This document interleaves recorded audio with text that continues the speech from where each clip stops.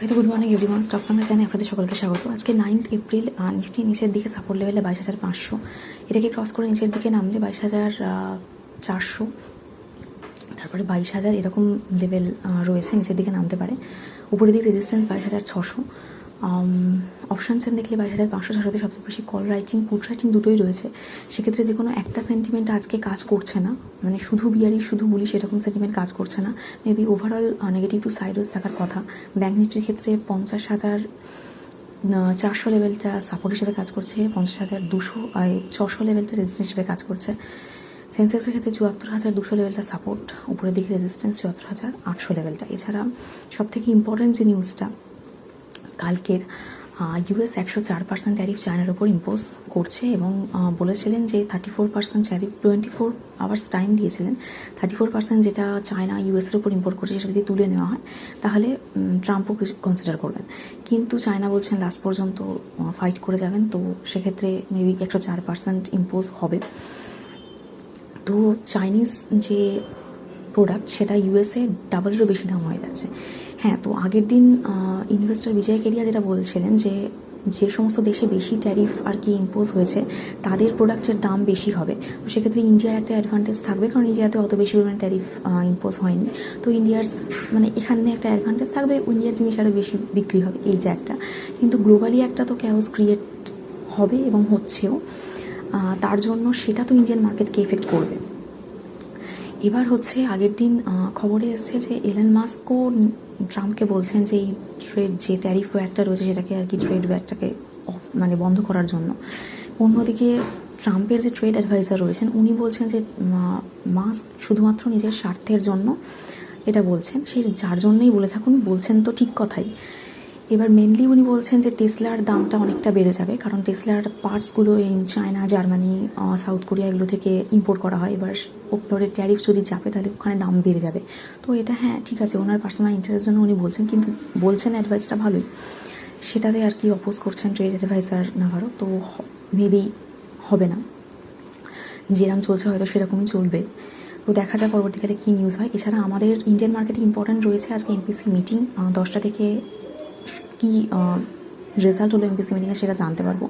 তারপরে যে মানে সঞ্জয় মালহোত্রা জিকে যে কোশ্চেনগুলো করা হবে সেগুলোর উপরে নজর রাখতে হবে। ইনফ্লেশনের ব্যাপারে, জিডিপি গ্রোথের ব্যাপারে এইসব আলোচনা হবে আজকে, সেদিকে নজর রাখতে হবে ভালো করে। এছাড়া এসবিআই রিসার্চ একটা যেটা বলছে যে এই পরবর্তীকালের ইয়ারটাতে আমাদের মোটামুটি 100 বেসিস পয়েন্ট রেট কাট আমরা আর কি দেখতে পারি। তো দেখা যাক, সেটা হলে ভালো লিকুইডিটি বাড়বে আমাদের ইন্ডিয়ান মার্কেটের জন্য গুড নিউজ থাকবে একটা। তো দেখা যাক কী হয় পরবর্তীকালে। এছাড়া আগের দিন আমরা জিও ফাইন্যান্সিয়াল সার্ভিসকে দেখছি ওরা লোন প্রোভাইড করবে শেয়ারের এগেনস্টে, লোন এগেনস্ট সিকিউরিটি, এটা আর কি ওরা দেবে এবং 1 কোটি পর্যন্ত, সেটা ইন্ডিভিজুয়াল টু ইন্ডিভিজুয়াল ভ্যারি করবে, কীরকম কী শেয়ার রয়েছে কার কাছে সেটা ডিপেন্ড করবে, এবং 1 কোটি পর্যন্ত দেবে এবং মোটামুটি 10% রেট অফ ইন্টারেস্ট দেবে 3 বছরের জন্য। তো এটা একটা নিউজ রয়েছে, সেই জন্য আগের দিন স্টকটাকে অনেকটা বাড়তে দেখলাম। এছাড়া মাজাগাঁও শিপ যে বিল্ডার কোম্পানি রয়েছে তারা সেকেন্ড ইন্টারিম ডিভিডেন্ডের ঘোষণা করেছে। এছাড়া ট্রেন্ডকে, বাজাজ হাউজিং ফাইন্যান্সকে এগুলো পড়তে দেখলাম, তার কারণ হচ্ছে ওনাদের Q4 যে রেজাল্টের আপডেট সেটা ভালো হয়নি।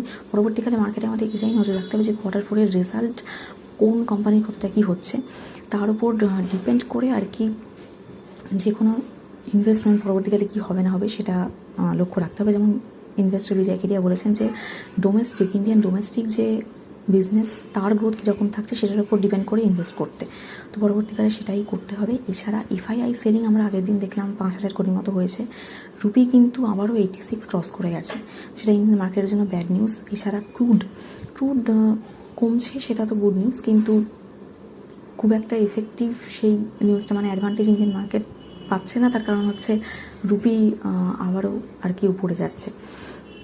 তো এই নিউজগুলো আজকে রয়েছে। এছাড়া ইউরোপিয়ান ইউনিয়ন যে জিরো করার কথা বলছিল, মানে ইউরোপিয়ান ইউনিয়ন থেকে যে জিনিসপত্র ইম্পোর্ট হবে ইউএসএতে সেখানেও কোনো ট্যারিফ থাকবে না, আবার ইউএসএ যে ইউরোপিয়ান ইউনিয়নের জিনিসপত্র ইম্পোর্ট থাকবে সেখানেও কোনো ট্যারিফ থাকবে না।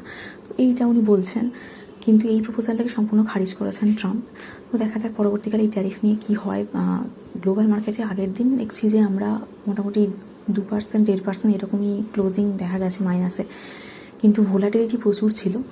যখনই এরকম চায়নার ওপর ইম্পোজ হবে তখনই দেখা যাচ্ছে যে প্রচুর পরিমাণে মানে ফার্স্টের দিকে আপওয়ার্ড কিছু মুভমেন্ট ছিল গ্লোবাল মার্কেটে, তারপরে হঠাৎ করে অনেকটা নামতে দেখা গেল। তো স্বাভাবিকভাবেই পরবর্তীকালে কী হয় সেটা ভীষণভাবেই ফোকাসে রাখতে হবে। এছাড়া আমাদের আজকে মার্কেটে মোটামুটি negative to overall negative to সাইডওয়েজই থাকার কথা।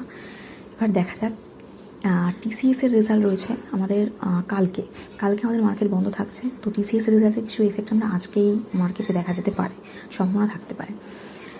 কিন্তু যাই হোক, আমার এই ভিডিওর উপর ডিপেন্ড করে কোনো ইনভেস্টমেন্ট করবেন না। আমি কোনো সিভিল অ্যানালিস্ট বা অ্যাডভাইসার নই, শুধুমাত্র এডুকেশন পারপাসে ভিডিও করা। দেখা হচ্ছে নেক্সট ভিডিওতে।